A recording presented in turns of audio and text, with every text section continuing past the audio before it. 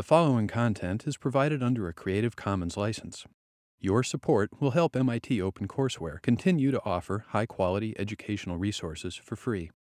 To make a donation or view additional materials from hundreds of MIT courses, visit MIT OpenCourseware at ocw.mit.edu.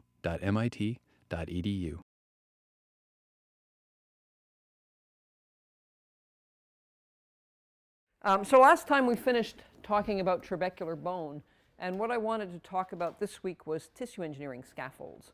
So the idea with tissue engineering is you want to be able to repair damaged or diseased tissue, and typically that's done by regenerating the tissue in some way. So in your body, many types of cells, like maybe not blood cells, but most types of cells for sort of structural tissues are attached to an extracellular matrix. And this is sort of a schematic of the extracellular matrix here.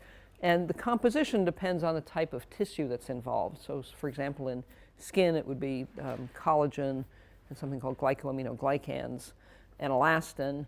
In bone, it would be collagen and a mineral, a calcium phosphate mineral, hydroxyapatite. So the composition varies.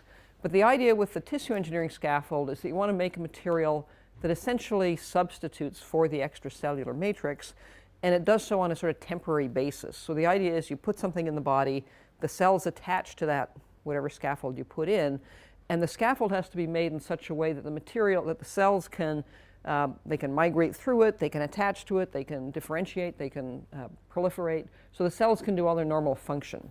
And the idea is that as the cells are doing their normal function, they then secrete the natural extracellular matrix, and the engineered thing that you put in is resorbed. So there has to be a balance between the rate at which the scaffold you've made resorbs and the rate at which the cells are depositing the new native extracellular matrix. So that's one of the key things about this.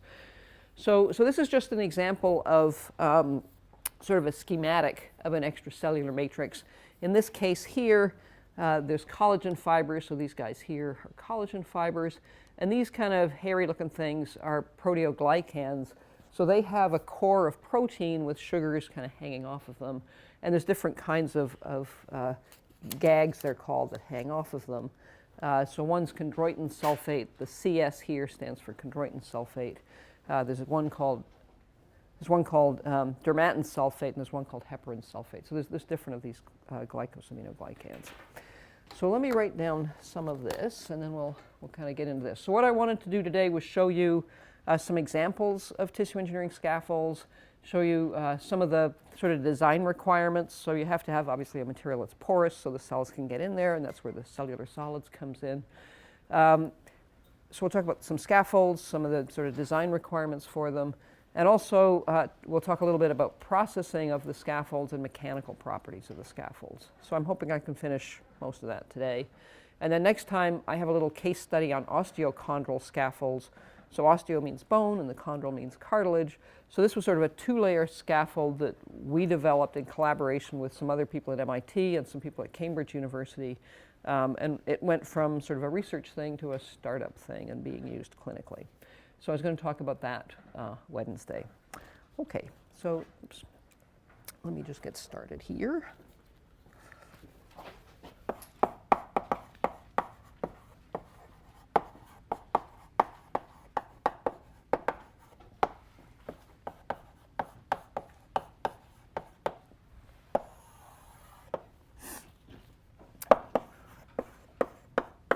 So the goal of tissue engineering is to regenerate diseased or damaged tissues.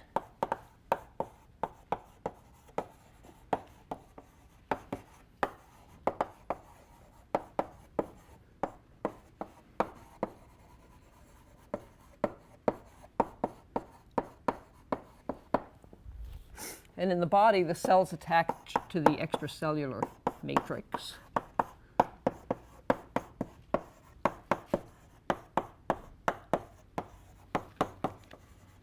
And that's sometimes called the ECM.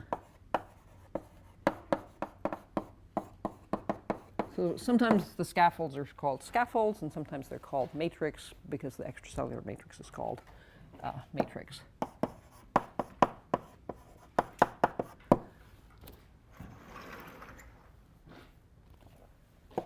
So then the composition of the ECM depends on the tissue.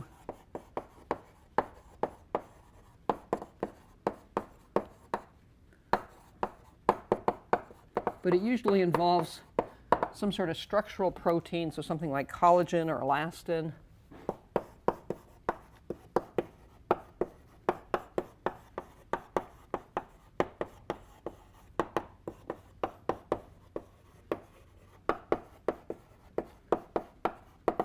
It also typically involves some sort of adhesive proteins.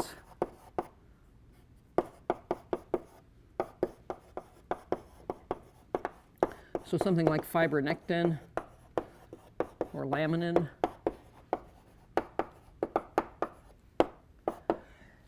And it involves these proteoglycans, which are the core of protein with a sugar hanging off them. Oops.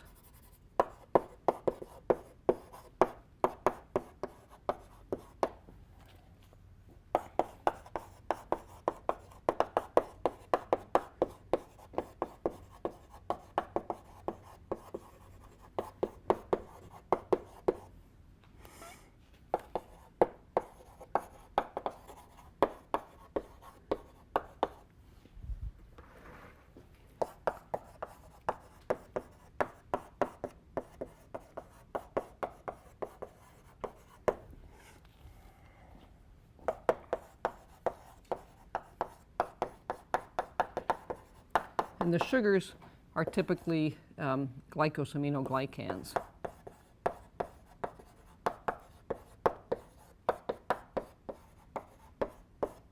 And for short, people call them GAGs, just because it's easier to say. So some examples of the GAGs are chondroitin sulfate.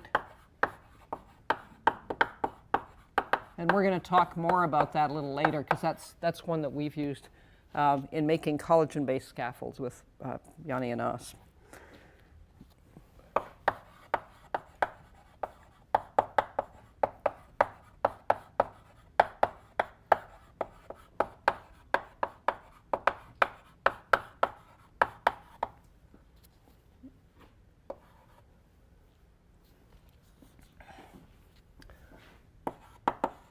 So for example, if you look at the composition of extracellular matrix in something like cartilage, it has a collagen component and a hyaluronic acid component and some GAGs.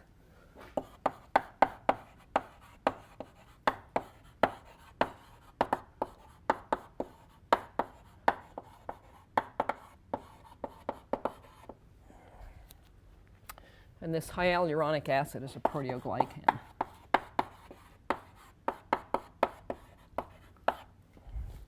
If you look at bone, the extracellular matrix in bone is made up mostly of collagen and hydroxyapatite.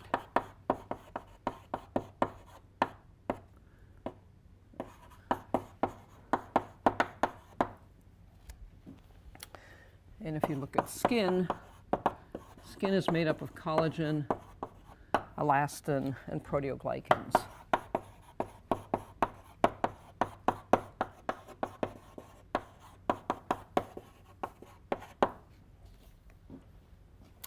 And the idea is that the cells have to be attached to this extracellular matrix in order to function, or they have to be attached to this or to other cells in most cases.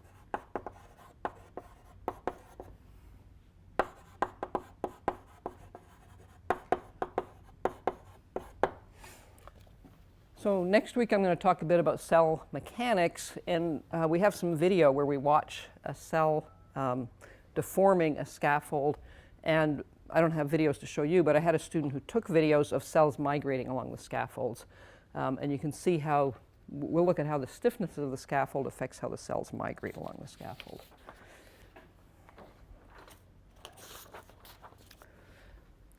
So that's kind of the native ECM in the body.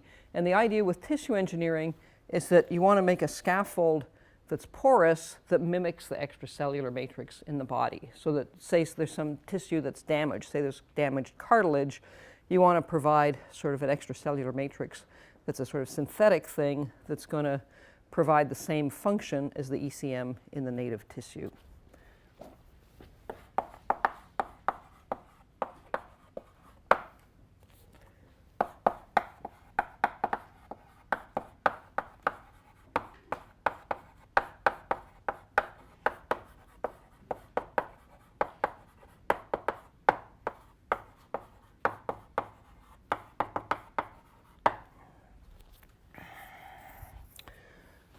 So people have been working on scaffolds for regenerating all sorts of different tissues, and probably the most successful one has been used to regenerate skin.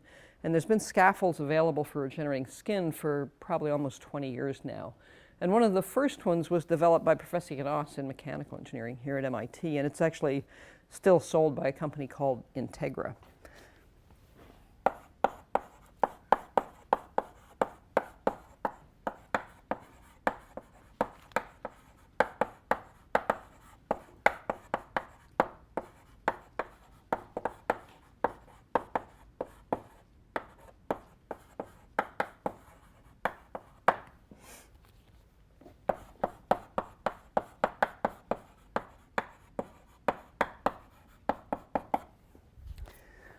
But there's research to develop scaffolds for lots of different tissues, orthopedic tissues, things like bone and cartilage, cardiovascular tissues, nerve, like Professor Yanos works on peripheral nerve these days.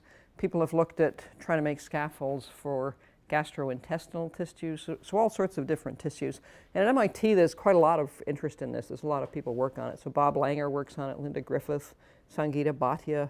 There's really quite a number of people at MIT who work on it.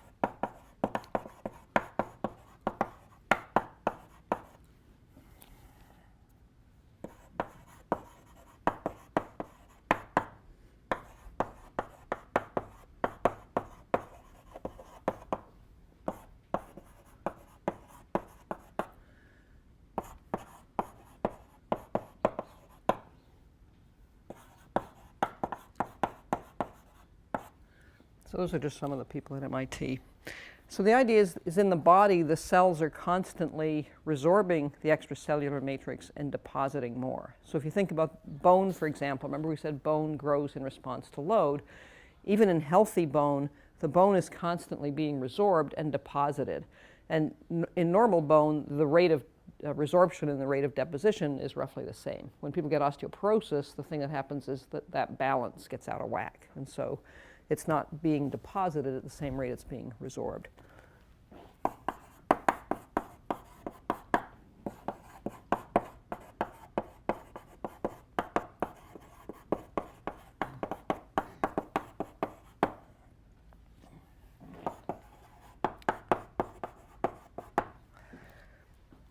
And the idea with the tissue engineering scaffolds is that they degrade over time and that the cells that were attached to them are forming their own extracellular matrix. So there's kind of a balancing act between the cells depositing the native ECM and the tissue engineering scaffold that was provided, say, by the clinician being resorbed. So the scaffolds are actually designed to degrade, and controlling that degradation rate is one of the design parameters of the scaffolds.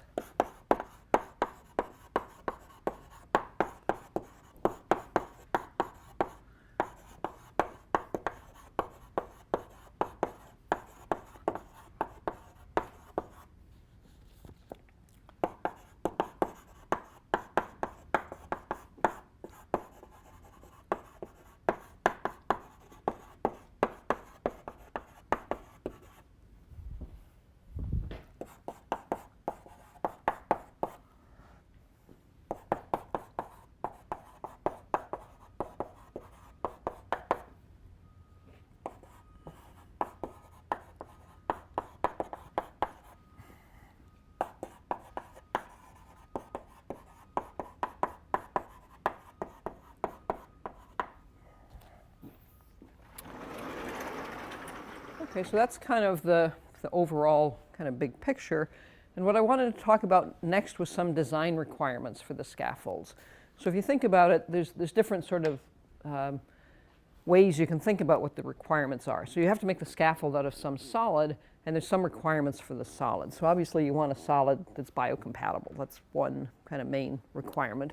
Another requirement is that not only the solid has to be biocompatible, but when the solid decomposes, if it decomposes into other components, they have to be biocompatible too. So you don't want the solid to degrade during this resorption process into toxic components. That would be a bad idea. And then the other thing is the solid itself has to promote cell attachment and cell proliferation and cell migration, all these kinds of things. So we're going to talk about some different materials for the scaffolds, and some of them are sort of native proteins. So some of them are things like collagen. Collagen already has binding sites for cells to attach to it. Obviously, it's one of the proteins in the native ECM. There's also a number of synthetic polymers you can use, and with the synthetic polymers, they don't have natural binding sites for the cells, and so you have to coat them with something else. So you have to coat them with, say, adhesive proteins so that the cells will attach to them. So we're going to talk about the requirements for the solid. Then you make the solid into some sort of porous, foamy thing. I think I have some slides here. Here's an example of a collagen gag scaffold, and this is one of the ones that is made in Yanas's lab. And you can see it looks a lot like a foam. It's very, very porous. And there's some requirements for the sort of cellular structure, the foamy structure of the scaffold as well. So typically you want interconnected pores, so it's easy for the cells to migrate in. Typically you want pores to be within a certain range. It turns out if the pores are too small, it makes it difficult for the cells to get in. I mean, sometimes they can by eating away at the material. But typically the pores, you want them to be bigger than a certain size. You also want them to be smaller than a certain size, because how much specific surface area, how much surface area per unit volume you've got depends on the pore size. The smaller the pores, the more surface area per unit volume you have. And then the number of binding sites you have for cells to attach to it depends on that specific surface area. I'm going to write all this down, so I'll do that. So there's requirements for sort of the pore structure, and then there's also some requirements for the whole scaffold itself. So for instance, it's got to have some minimum mechanical integrity. So there's sort of some requirements for that. So there's requirements for the solid, there's requirements for the sort of cellular structure, the porous structure, and there's requirements for the overall scaffold. So let me write some of these things down.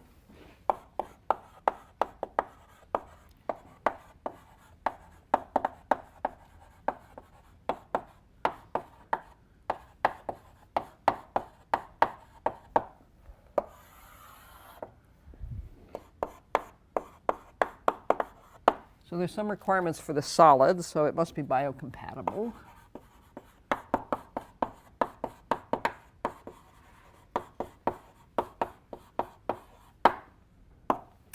It must also promote cell attachment and proliferation in the cell functions.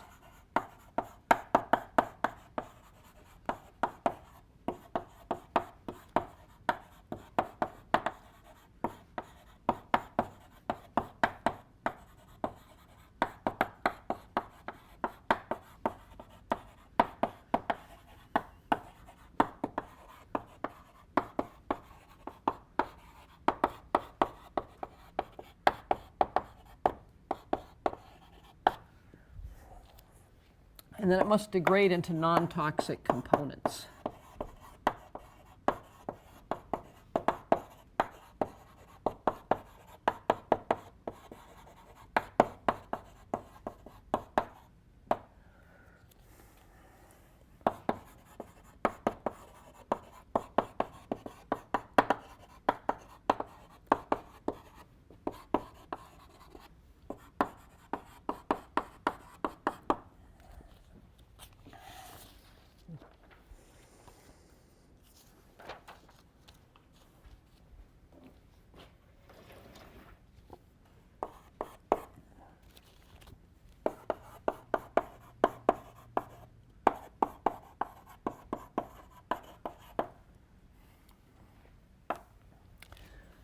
So there's some requirements for the cellular structure too, and what you want to have is a large volume fraction of interconnected pores. And so you want that to facilitate the cell migration and also the transport of nutrients into the cells.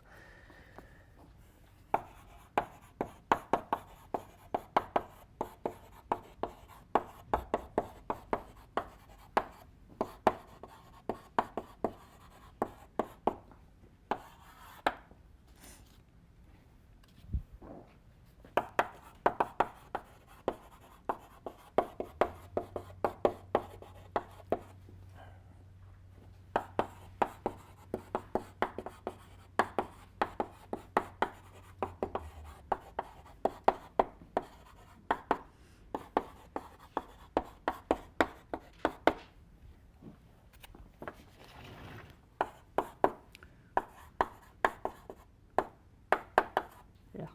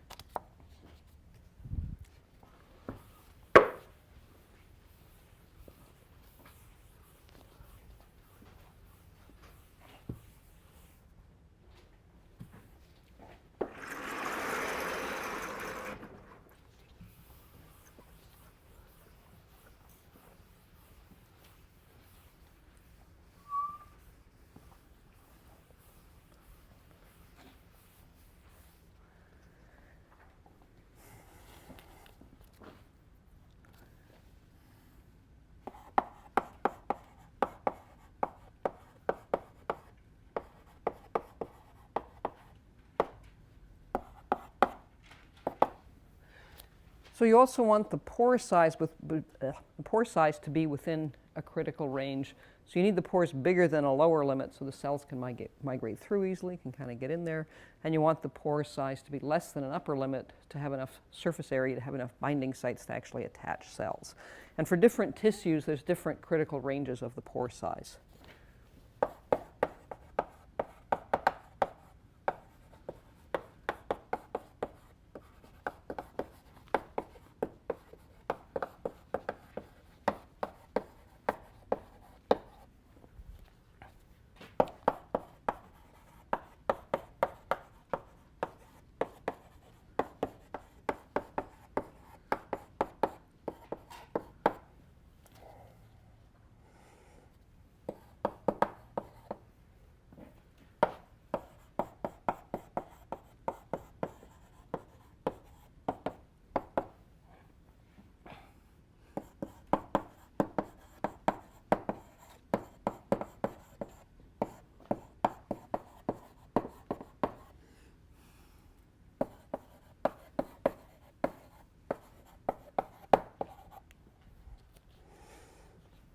So for example, for skin, they found that you want to have a pore size between about 20 microns and about 150 microns. And for bone, the pore sizes that people tend to use are between about 100 and 500 microns. So there's the pore size. And one other feature is that the pore geometry should be conducive for the cell type. So lots of cells are somewhat equiaxed, maybe a little elongated. But if you look at something like nerve cells, like peripheral nerve, they're incredibly elongated. So you want to have pores in the scaffold that are also very elongated.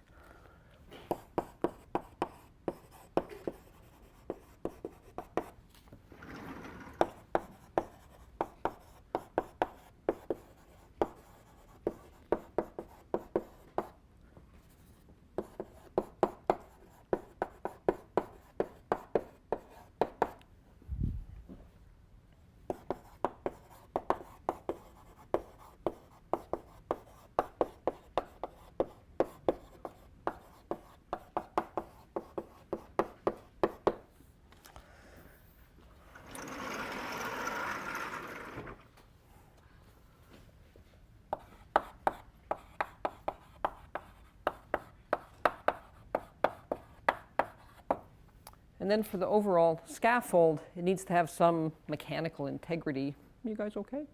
Yeah, we're good. Oh, achy, yeah. I know.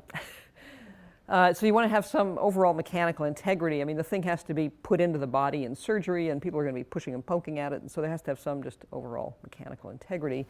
Also, it turns out that if you put stem cells into scaffolds, the types of cells they differentiate into depends in part on the stiffness of the scaffold. So you want to be able to control the stiffness of the scaffold. How do they do this research? Do they use like animals, or they do it in vitro? Yeah, so the question is, how do they do the research? So they do a sort of a series of different things. So, at one level, you could have the scaffold and you'd put cells on it. So you could put, say you were making a bone scaffold, you'd put osteocytes onto it. So one level, you just put cells onto it. And you want to see, are the cells attaching? Are they dying? Are they proliferating? So, sometimes what people will do is they'll seed a certain number of cells at a certain time, say time 0. Then they'll look at how many cells are attached at 24 hours or 48 hours, and you kind of see the cell attachment you can measure relatively easily. Another thing people do is animal studies. So for instance, Yanas does research on peripheral nerves and scaffolds for peripheral nerves, and they cut a piece out of the sciatic nerve of rats. So obviously they have a surgeon and do a surgery thing with it. And you can't just kind of do this in the lab. You've got to get permissions and stuff to do it. And then they put in the scaffold, and the scaffold's actually in a tube, and so they put the 2 stumps of the nerve end at either end of the tube, and then the tube's filled with the sort of porous scaffold that we're talking about here. And then they wait some period of time, and they take video of rat running, things like that. They then sacrifice the rat, and they do histology, and they look at the sort of cross sections and see what it looks like. And so I'm going to talk next time about this osteochondral scaffold we worked on. So we did cell studies, we did goat studies, we put it into goat knees. There was a longer term sheep study. And then the student who's in Cambridge, England, started up a company, and he ended up getting approval in Europe to start clinical trials, and then he worked with an orthopedic surgeon who started putting it in people. But typically they're sort of looking at cells, looking at animals before you get to the people stage. Okay. And one of the things people do when they're making these scaffolds is you want to use materials that already have some sort of regulatory approval, so say FDA approval or approval in Europe. So typically people don't start with a brand new material from scratch, because to get approval for that would just take a very long time. So typically people start with the solid material as already approved for some other sort of use. So, okay. So one requirement for the overall scaffold is it has to have sufficient mechanical integrity. Sufficient.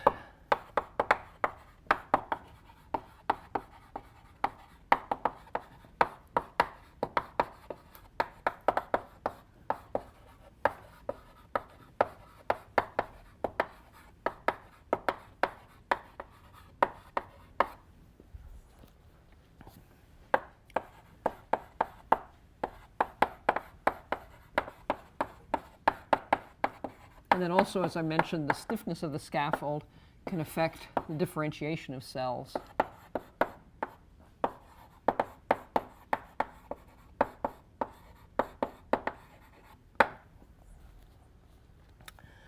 And the other thing that is really a factor for the overall scaffold is you want to control the rate of degradation of the overall scaffold. So you want that rate to be matched to the rate at which the new tissue is forming. So it has to degrade at a controllable rate.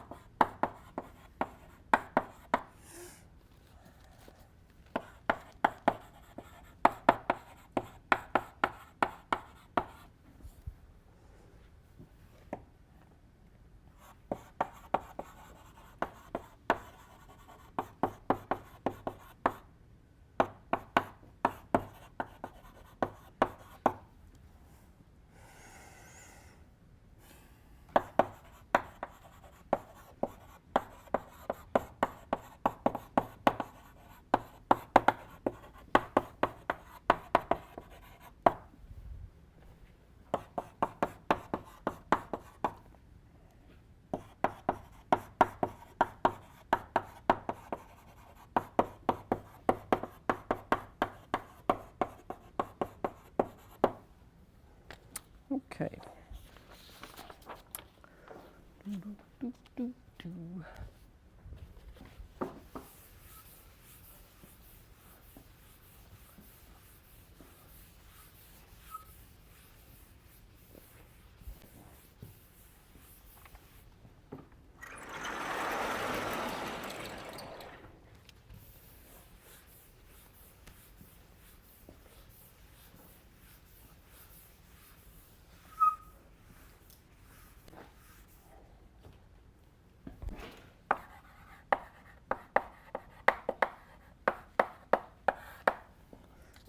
So I wanted to talk about the materials that people use, and you can kind of break them down into a few classes. So one class is natural polymers, so things like collagen. So you can get collagen, and that's an example up there of a scaffold that's made with collagen. Another class of materials is synthetic biomaterials, and if you've had stitches or surgery, you may know that some of the sutures they use are resorbable. So some of those polymers that they use for resorbable sutures are also used for tissue engineering scaffold. And then there's also hydrogels that people use as well. So those are probably the three main groups, are sort of natural polymers, synthetic biopolymers, and I guess the hydrogels are sort of a subset of the synthetic biopolymers.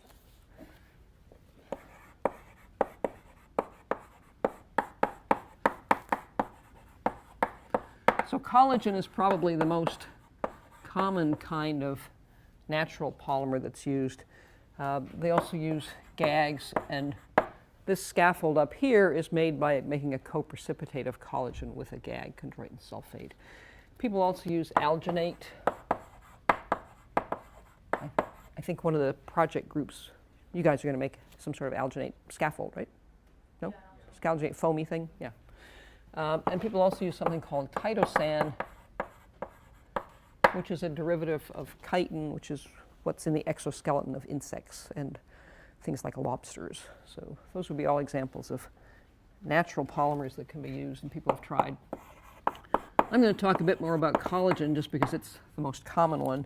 So collagen's a major component in the natural extracellular matrix, and not surprisingly, it has binding sites for cells to attach to it. So if you use that, that kind of takes care of that issue. Put it down here.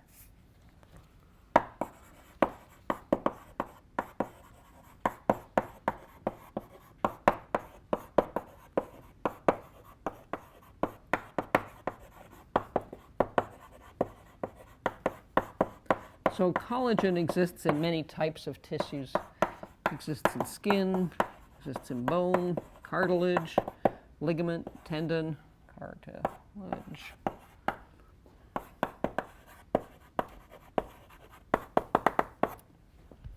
So it's very common. It has surface binding sites for cells.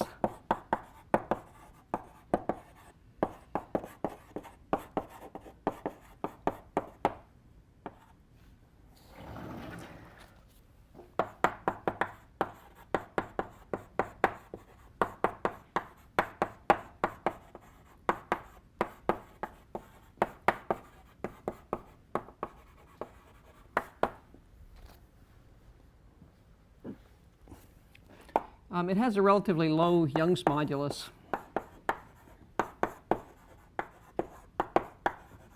So the low Young's modulus is a little less than a gigapascal.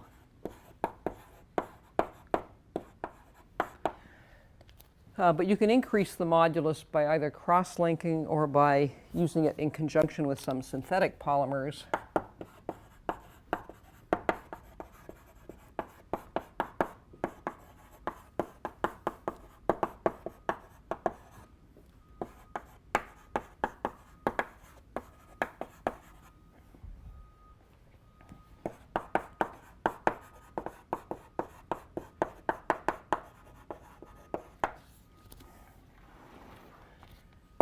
And I'm going to talk a little bit about how you make these scaffolds up here. And the first step in making those scaffolds is you put the collagen and acetic acid, and then you add the glycosaminoglycan, and it forms a coprecipitate. And the fact that it forms a coprecipitate with the glycosaminoglycan, the GAG, means that you can use a freeze-drying process, and that's how that's made.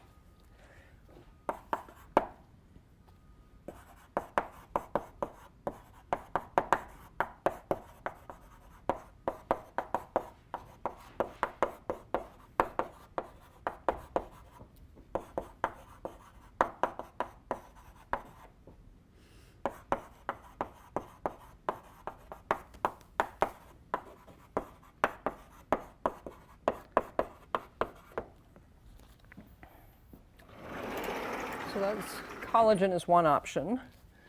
So then synthetic biopolymers is another option.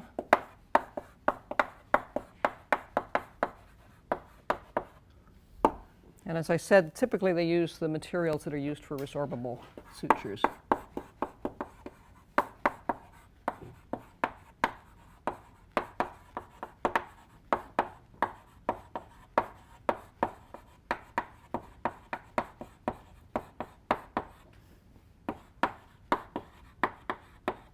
So there's several of those. There's something called PGA, that's polyglycolic acid. There's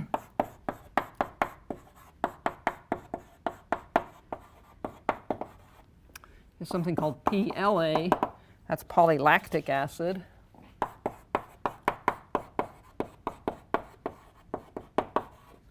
And then you can combine those two and make something called PLGA, polylactic coglycolic acid.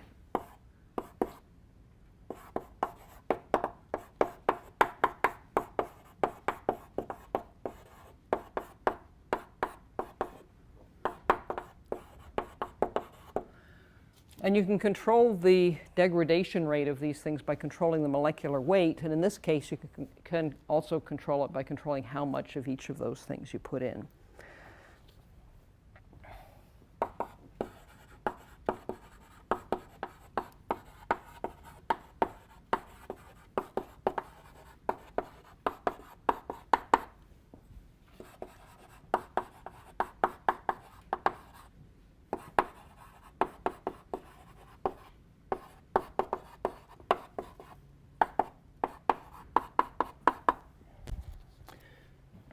And there's another one called polycaprolactone.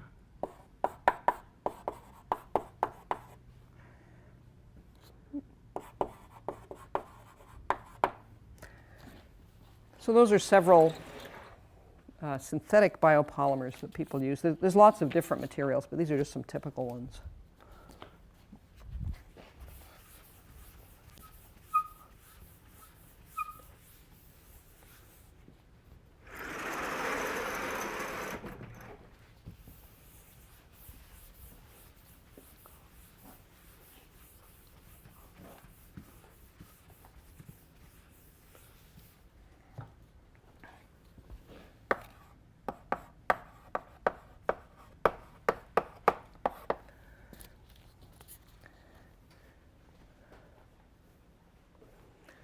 And then another class are hydrogels, which are produced by cross-linking water-soluble polymers to form an insoluble network.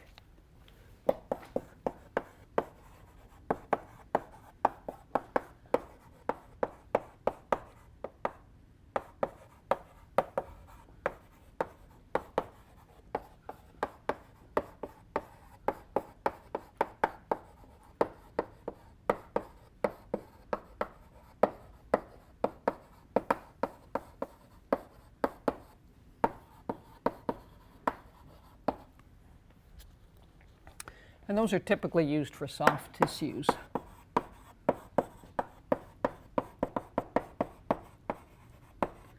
So sometimes they're used for things like cartilage. And there's a few different materials that are commonly used. One's PEG, polyethylene glycol.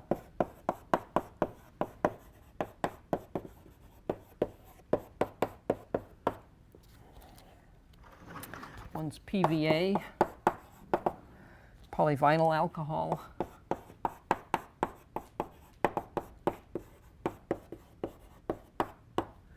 And another one's PAA, polyacrylic acid.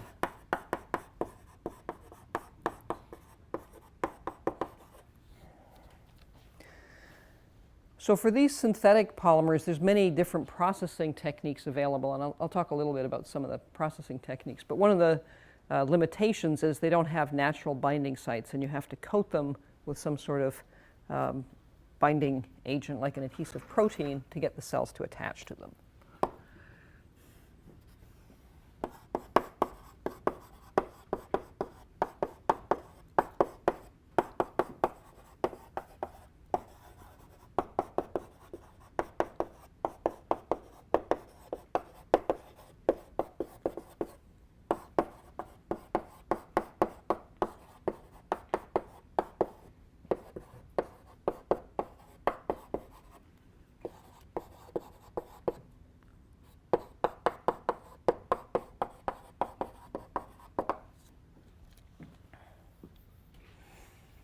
And then, as I mentioned before, you have to make sure that whatever material you choose, if it's a synthetic material, that when it degrades, it's not toxic to the cells, because you don't want to have some sort of toxic reaction or inflammation. Okay, so there's a couple more things about materials. So those are all sort of polymer-based materials. When people are trying to make scaffolds for bone tissue engineering, they also include a calcium phosphate mineral. And there's different versions of the calcium phosphate. So they can include, you can buy, for instance, hydroxyapatite powders now. There's another calcium phosphate called octocalcium phosphate, which will, with water, turn into hydroxyapatite. So typically there's this mineral, some sort of calcium phosphate, is combined with either collagen or with one of these synthetic biopolymers.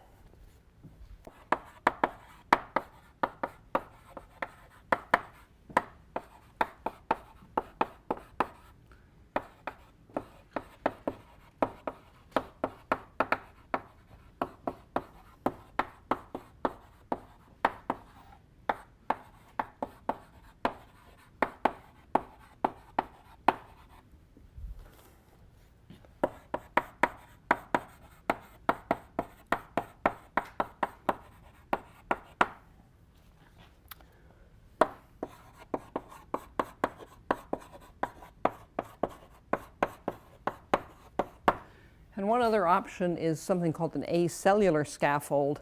And what that is they take some natural tissue and they remove all the cell material from it. And so when they remove all the cell material, what they're left with is the native ECM. And that's called an acellular scaffold. So it's a native ECM with all the cell matter removed.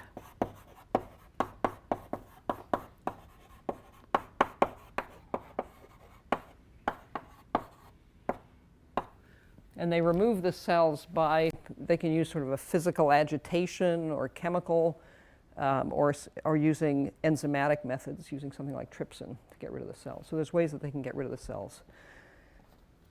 Okay, so are we good so far? So there's some requirements for what materials we kind of use, what the cell structure should be, and these are some examples of typical materials. So I wanted to talk a little bit about the processing of the materials. Let me wait until people catch up a little.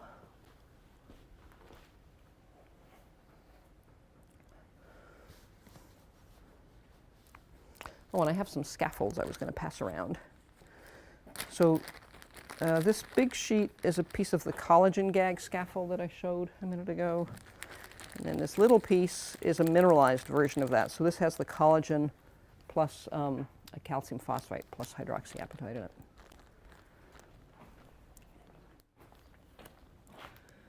Okay. So this slide shows some examples of different scaffolds that people have made. And I was going to talk a little bit about some of these methods, and why don't I talk about them and then I'll write some notes on the board. So this top one here on the top left, that's the collagen gag scaffold that's made in Yanas's group, and that's made by a freeze drying process. So you put the collagen and acetic acid, then you put in the gag and the collagen form a coprecipitate, and then you can freeze that. And if you freeze it, what happens is, it's just like if you freeze salt water, the water freezes, so the pure water freezes, and you've got increasingly higher brine content in the bit in between the water grains, or in between the ice. So you get the sort of solid ice forming, and the collagen and the gag are kind of squeezed into the interstitial bits between the ice crystals. And then if you sublimate the ice off, you're left with this porous kind of structure that looks like a foam. So that's made by a freeze drying process, and I'll go over it in a bit more detail when I write the notes on the board. You can also foam some of these polymers, so just blowing a gas, the same way you can blow a gas through, an engineering foam. You can do the same thing with some of these polymers. This one's made by foaming. You can have a fugitive phase process, so this is made by salt leaching, the second row on the left there. So you could imagine you could take a polymer powder, you could mix it with salt, you can sort of mix them up, combine them together. You heat it up to get the polymer to melt and to sort of form a connected mass, and then you leach out the salt, and then you get pores where the salt was. This one here is made by an electrospinning process, so you have a nozzle, you feed the polymer through the nozzle, then you have plates that are charged, and you get fibers forming and kind of scattered in different directions by the electrospinning process. Then this one here represents scaffolds that are made by things like 3D printing, selective laser sintering. You can have laser sensitive polymer, and you can produce scaffolds that way. I think the geometry of this one matches, I don't know, some part in the body. I think it was a knee or something like that. And then these two examples down here are the acellular scaffolds. That's what I was talking about at the very end there. So those are from porcine pork heart tissue, pig heart tissue.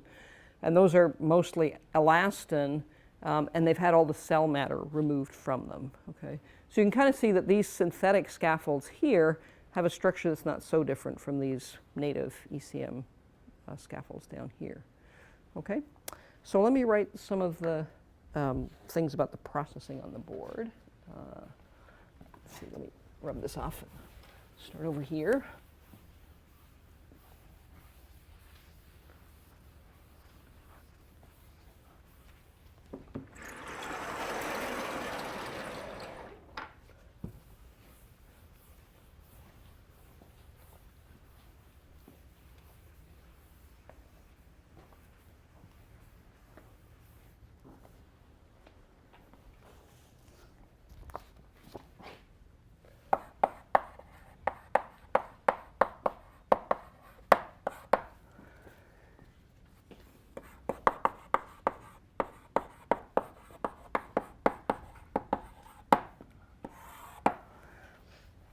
So these freeze-dried scaffolds are used for the skin regeneration.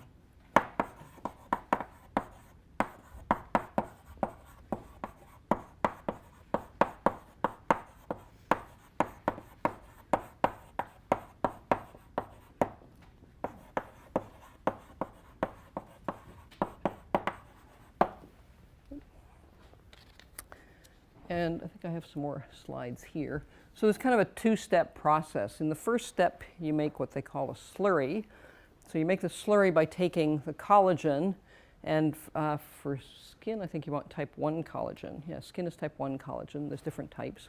You put it in acetic acid, and then you add the GAG, and we use chondroitin 6 sulfate. It's just the particular GAG that we use. And one of the things that the acid does is that it swells the collagen, and collagen has a sort of periodic structure in it, sort of a periodic banding. And the acid destroys that periodic banding structure, and that helps increase the resistance to having some host immune response, so that you remove the immunological markers, and it makes it less likely that the scaffold's going to get rejected by the body.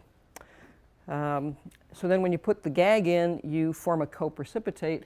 So this next step just shows kind of mixing the whole thing up. And then you've got kind of a little slurry that you can store. And then this is the freeze drying step here. So you put the slurry or the suspension into a pan, kind of just like a cookie sheet really. And then you freeze it. So if you think of this phase diagram here, we have temperature and pressure. So here we have liquid, solid, and vapor. So if you start off at this point here, you freeze it, so you reduce the temperature. So that forms the ice, and the ice is surrounded by the collagen and the GAG fibers. And then if you do the sublimation step, you reduce the pressure and increase the temperature a bit, and then you get over to the vapor end of the world. And then you're left with this porous scaffold. And then let me do one more step here. And then you can control the size of the pores by controlling the freezing temperature. So the size of the pores is exactly related to the size of the ice grains that are forming, and the faster it freezes, the smaller the grains are going to be, and then the smaller your pore size are going to be. So you can control that. Okay.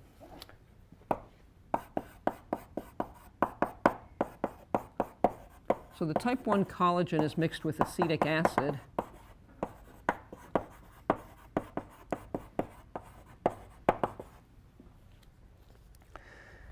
And it then swells the collagen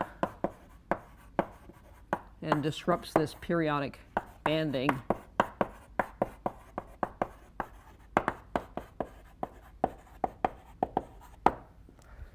And it removes immunological markers.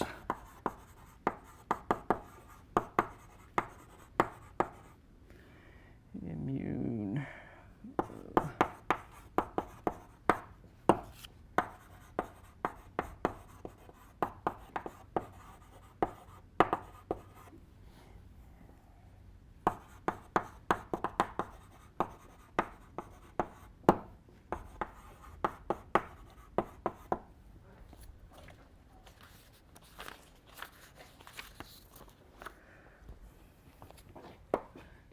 And then you add the GAG, the chondroitin 6 sulfate.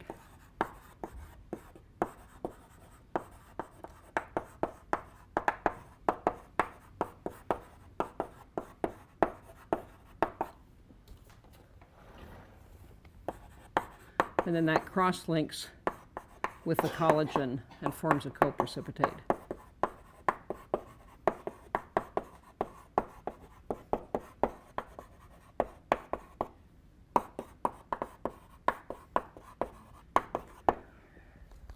And then you can freeze dry that to get the porous scaffold.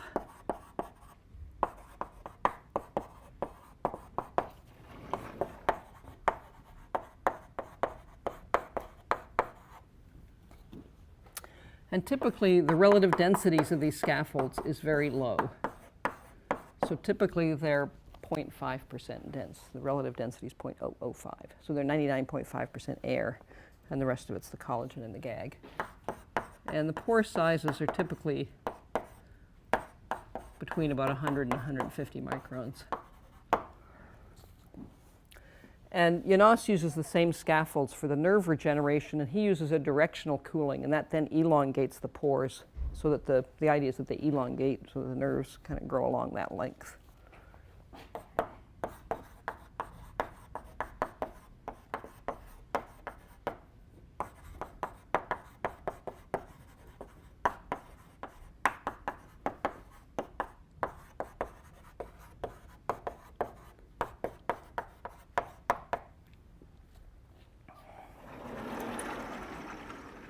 So that's one way. Another way is leaching a fugitive phase.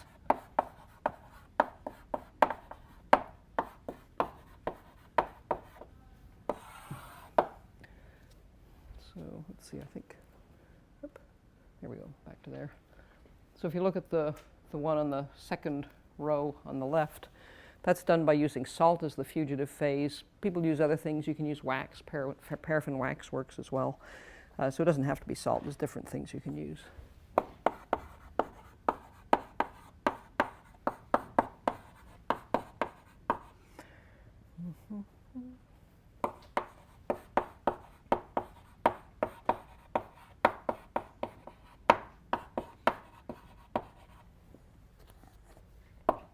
So you combine a powder of the polymer with your fugitive phase, say salt.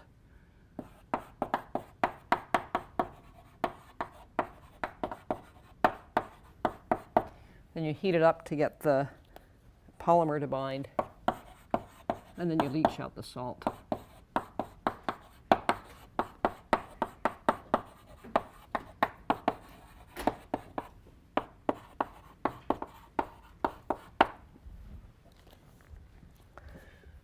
So you can control the porosity by the volume fraction of the fugitive phase, and then the pore size by the size of whatever the fugitive phase is.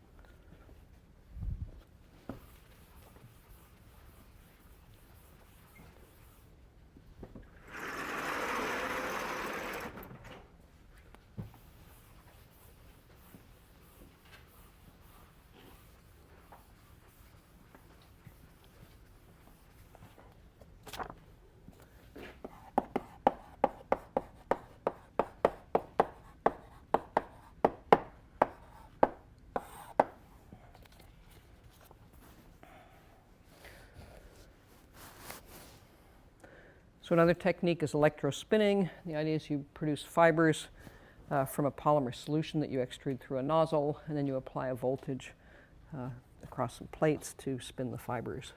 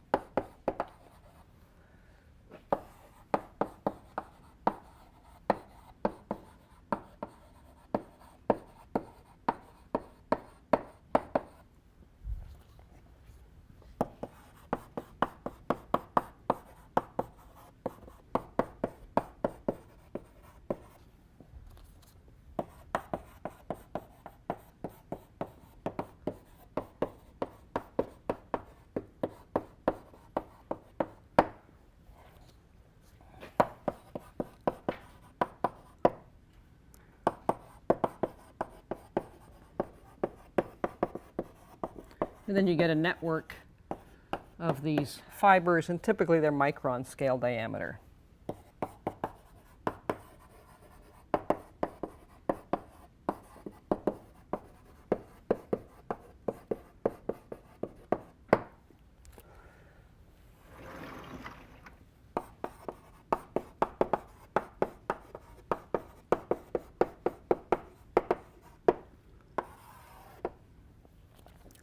And the last method I'm going to talk about is rapid prototyping. So you could think of using 3D printing, or you could use selective laser sintering or stereolithography using a photosensitive polymer.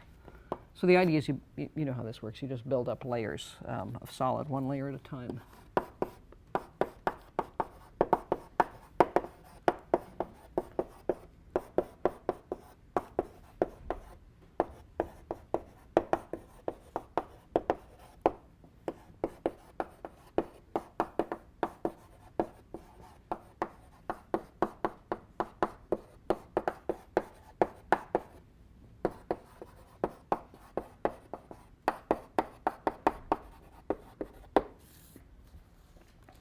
And then you can make complex geometries with that. So that's one of the advantages.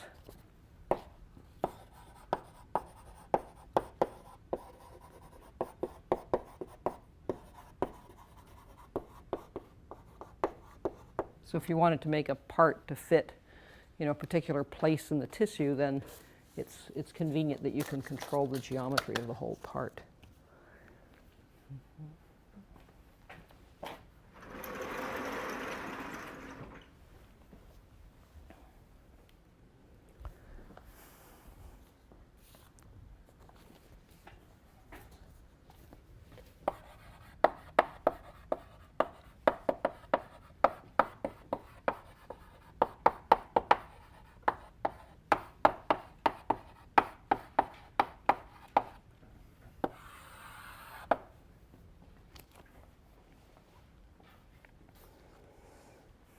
Okay, so that just kind of summarizes very briefly kind of how the tissue engineering scaffolds are meant to work, what kinds of materials people make them from, and a few of the processes. And there's many, many processes. These are just sort of a few common processes.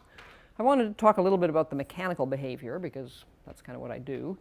And so this next plot just shows a stress-strain curve in compression for a collagen gag scaffold. And I'm hoping that by now you're getting the idea all of these cellular materials have this kind of shape of a curve. So there's the same kind of linear elastic regime and then a collapsed plateau. These collagen things, as you can imagine, just pressing them in your hand, they fail by buckling, by an elastic buckling. And then there's a densification regime.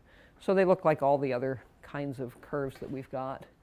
One of the things we've done in the modeling is typically in the model we want to be able to calculate or measure the modulus of the solid or the strength of the solid from which the thing's made.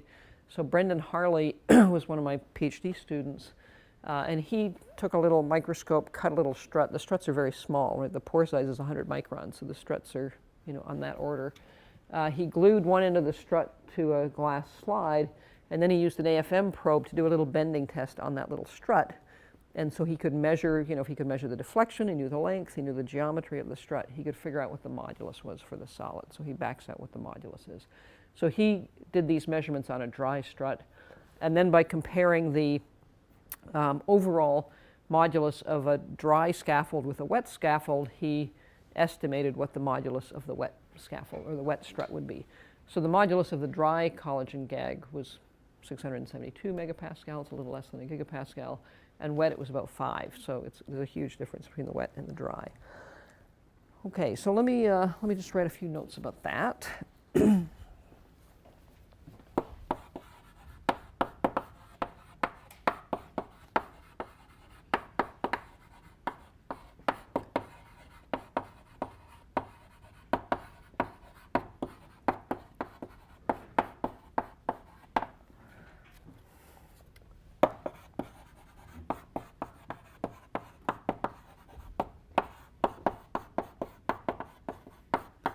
So in compression, there's the 3 regimes that we see for all these cellular materials. And so you can estimate the modulus by using the model we have for the foam for the modulus. The modulus of the foam divided by the modulus of the solid goes as the relative density squared. And that's related to bending in the cell wall. And then the collapse plateau is related to elastic buckling. And so that's equal to some constant times E of the solid times the relative density squared, and that's related to elastic buckling.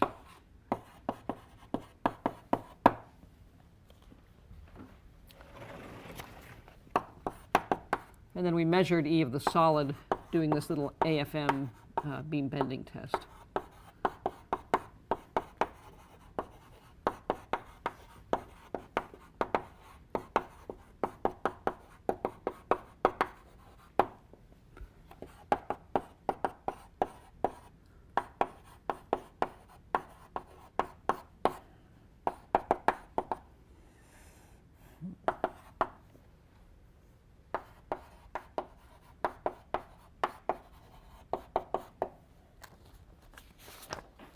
Okay.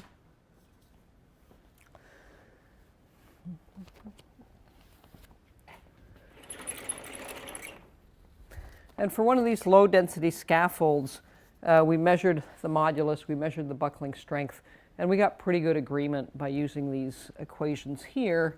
And the good agreement was if this constant was 0.2, that was the strain at buckling. Yeah? So what does it mean to be like wet here, and like why is it so much lower? Well, we can, we make the scaffolds by this freeze drying thing, and like this thing I passed around, that was dry, right? We just immerse it in water. We just put it in water, and then he does the test. So he does the test on the whole scaffold dry, and then he does the test on the whole scaffold wet. And I assume there's some sort of bonding that gets disrupted by having the water. I don't know the details of how that works, but there must be some change in the bonding to make that happen. So let's see. I'm trying to see what else should we do today. Oh yeah. So we get pretty good agreement with this sort of simple foamy model. One of the things we did find was that when we tested higher density scaffolds, the agreement wasn't so good. And I think this was because when you get higher density, it's just hard to get the collagen gag mixture to mix in with the acetic acid. And so we ended up getting inhomogeneous scaffolds with sort of large voids in them. So in order for the modeling to work, you have to have a scaffold that's relatively homogeneous. You don't have kind of big defects in it. So I think that's all I'm going to say about that. I have one more slide here. So those are sort of three-dimensional scaffolds we've been talking about, sort of foam-like scaffolds. People have also made honeycomb-like scaffolds as well, and this just shows some examples of some honeycomb-type scaffolds. So this one here, I think, was made in Sangeeta Bhattia's lab. It's sort of, you can sort of think of it as a hexagon, but it's also kind of triangulated as well. These two here were made by George Engelmeyer. He worked with Bob Langer at one point.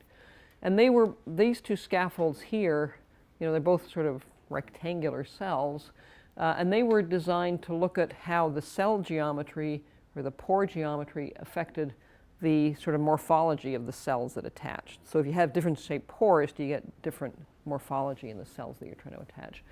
And then George Engelmeyer also made these scaffolds here, and those were designed to be anisotropic and have different mechanical properties in different directions. And I think what they had done was try to match the anisotropy and the mechanical properties to anisotropy in heart tissue and cardiac tissue. So these are some examples of honeycomb type scaffolds. So let me just write down a few things about those.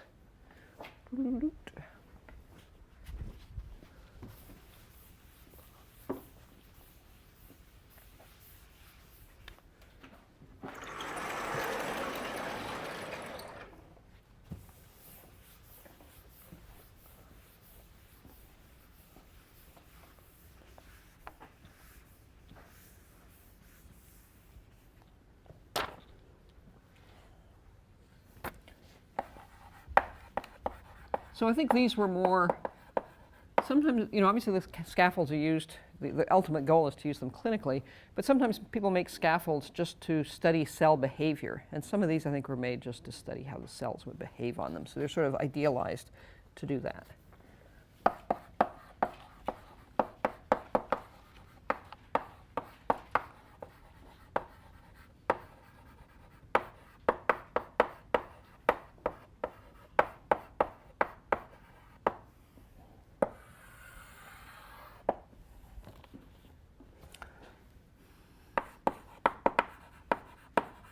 So that triangulated kind of looks like a hexagon, but there's also sort of triangles in there.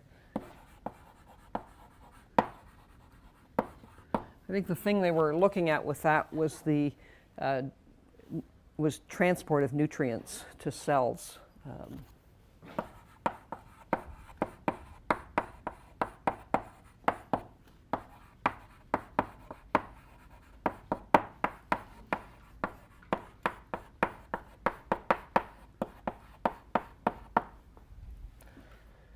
And from a mechanical point of view, if it's triangulated, you'd expect, say, the modulus of that to go linearly with how much solid there is there.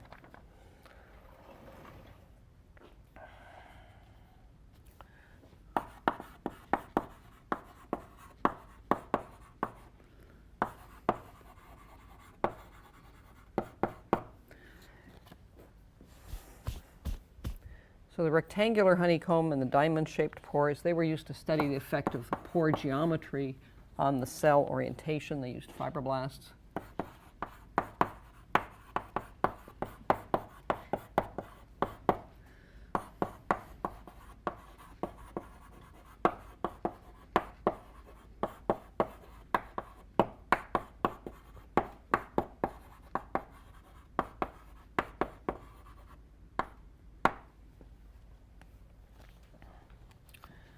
And that, I'm going to call it the accordion-like honeycomb.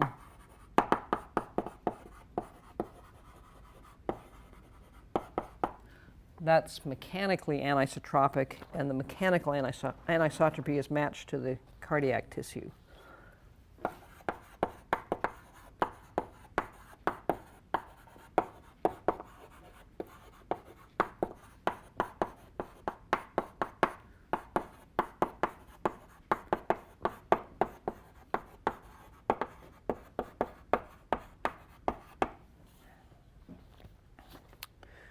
Okay, so I think I'm going to stop there for today. That's sort of the end of this part of it.